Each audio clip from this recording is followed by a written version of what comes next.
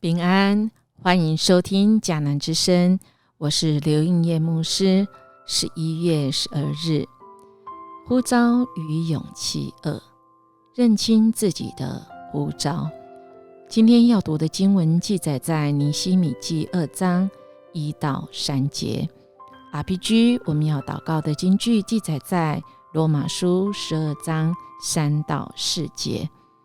我凭着所赐我的恩对你们个人说，不要看自己过于所当看的，要照着神所分给个人信心的大小，看得合乎中道。正如我们一个身子上有好些肢体，肢体也不都是一样的用途。我们身为神的儿女，不管在教会或世界上的身份跟角色，我们就会面对一个危机，就是我们有双重的身份，双国籍，天国跟这个地上所属的国籍。我们需要活出在地上这个国籍里面，我们要活出属神天国的这个身份。那么这个危机呢，当我们面对的时候，我们需要很大的机动性，适应力强，创意丰富，擅长学习与调试。若不仅希望免于淘汰的命运，还要兴旺发展的话，需要注意的就是重视自己的呼召，认清并接受自己蒙召扮演的角色是重要的。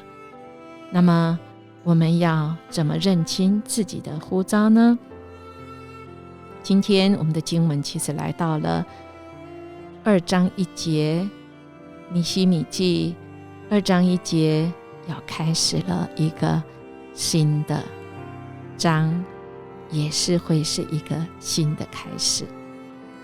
在第1章我们昨天说，我们透过祷告重新定位自己，以基督为上帝为中心，我们定位出我们在哪里，我们就可以有所准备。这也是尼希米的祷告，昨天的祷告不是吗？而今天是在4个月之后，有一天亚达薛西皇帝正在进晚餐，我倒酒给他，他从来没见过我愁眉苦脸，所以问我，为什么你看起来那么难过呢？你又没有生病，一定有什么事使你不开心。我吃了一惊，回答，愿陛下万岁，我祖先埋葬的城遭破坏，城门被烧毁，我怎能不难受呢？短短的3节，那可是很大的危机哦。我们一开始引言说，我们在这世上啊，我们活在这地上的国，怎么活出天上天国身份？这可是需要有智慧。今天经文一开始就看到这个亚达薛西皇帝是尼希米所服侍的主人。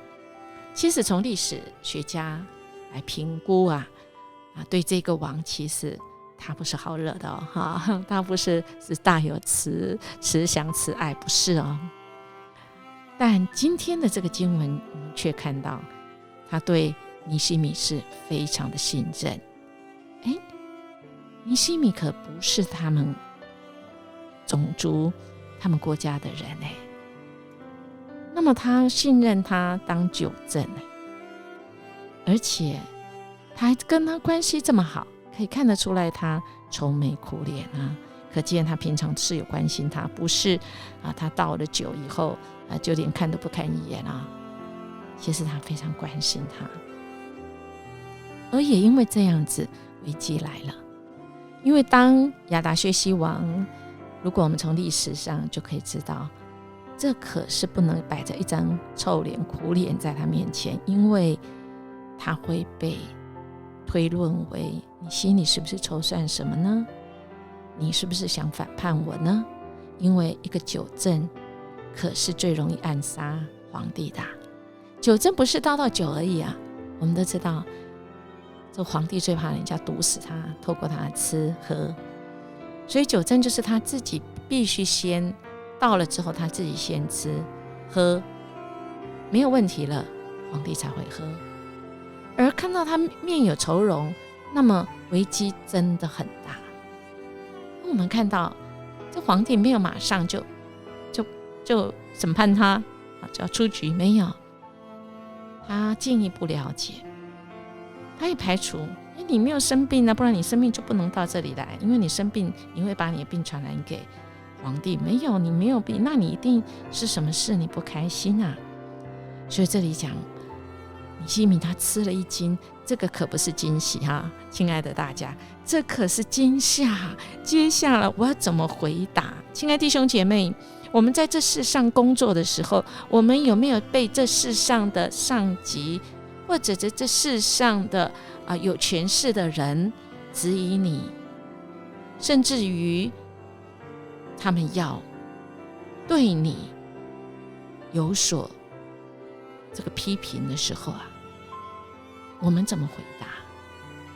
我们看到尼西米他经过祷告4个月，他这4个月在做什么？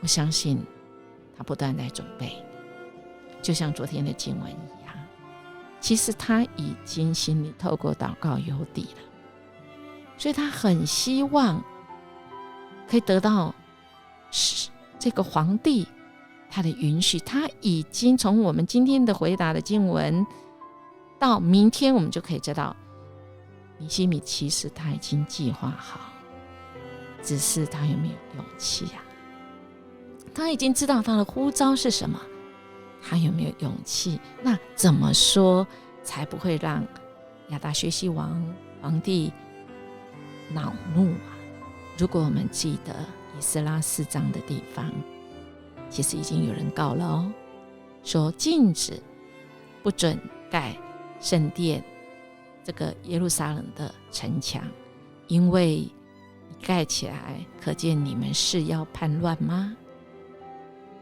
那么他在这里没有提耶路撒冷，他只有提我祖先埋葬的城遭迫害，城门被烧毁，我怎能不难过呢？亲爱弟兄姐妹，当我们面对危机的时候，我们的勇气从哪里来？是从我们有没有认清我们自己在这件事情的呼召是什么呢？如果我们很清楚我们是为这个而活，那么我们就会有勇气。而我们除了有勇气，我们真的需要力气，而这力气是要从这位全能的神他给我们智慧。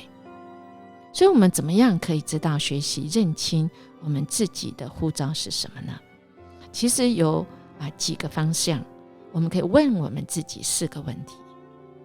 第一个，我有何恩赐跟才干呢？我不过度的看自己，像今天 RPG 的祷告的经文所说的，我是凭着所赐给我的恩对你们个人说，不要看自己过于所当看，要照着神所分给个人信心的大小，看得合乎中道。所以我们在评估的时候，我们还是要到神的面前，我的恩赐跟才干不看过高也不看过低。第二个，我们要问我内心有什么最深切的渴望吗？我做什么事情我会觉得很大的喜乐呢？第三个，我个人在哪些地方我感受到世界的需要，受造物的破坏与亏损呢？那里是不是需要我的地方呢？我有没有什么独特的性情跟气质呢？这4个我们自己问自己的这样的问题，是可以厘清我们认清我们自己的呼召到底是什么。而这4个问题的重要性可不相上下，这可以决定我们究竟是谁。蒙召在这世上，我们要成为一个怎么样的人？所以好不好，亲爱的弟兄姐妹，我们也用这个4个问题，我们来问我们自己：我有了这样的恩赐才干，那我内心最深的渴望是什么？我做了什么是我最大的快乐？另外，在哪里我最被需要呢？当然，如果我们被需要的地方不适合我们的恩赐，那么我们真的要考量。在这里其实举了一个卢云的我要举这个例子。其实他曾经被呼召前往拉丁美洲去服侍那些比较贫民穷困的。那他在那里觉得是他最被需要的地方，但是他做了一段时间以后，他会发现他真的是心灰意冷，身心俱疲，每天要应付的难题责任又多又难又杂，把他内心的这个沉静也剥夺了。他最好的朋友就提醒了他说这个地方是需要这些的穷人，是需要人，但是需要你吗？因为你的才干是演讲跟写作，也就是他的恩赐才干的地方，是对大学生对知识分子是重要的，但对贫穷人的意义倒不是那么大。所以他渐渐的看清服侍贫穷的人那样子的地方呢是理想是善意跟渴望，但并不足以构成真正的呼召。所以他后来又回到了对这些知识分子用文字写下神给他的这些恩赐才干。所以亲爱的弟兄姐妹，好不好，我们也在这个时刻，我们来默想什么是我们诚心认为这是我一定要做的事，我做的会很快乐的。为了此，我计划从何处开始活出这个呼召呢？我们一起来祷告。